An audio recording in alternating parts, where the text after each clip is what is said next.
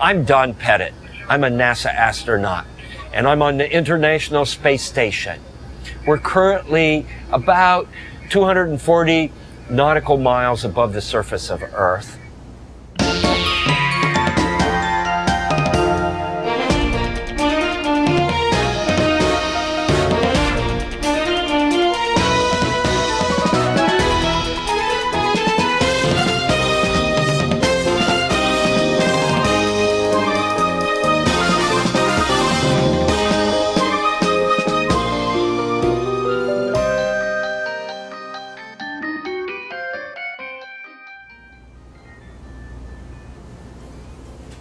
I want to do some physics demonstrations that involve some of the things you might see in the Angry Birds game. And of course, I've got my Angry Bird here, but we need a pig. Well, I'm not very good at art. It's a good thing I decided to be a scientist and an engineer instead of an artist, because I'd probably be starving by now. Okay, here is Pig. And of course, Pig is the arch enemy of Angry Bird. And Angry Bird had some eggs. And Pig stole the eggs.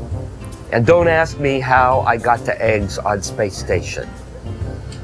I've got a bungee spread across the hatchway.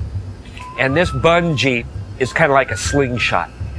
And I'm going to show the trajectory that Redbird is going to have when I fire him with this orbital slingshot.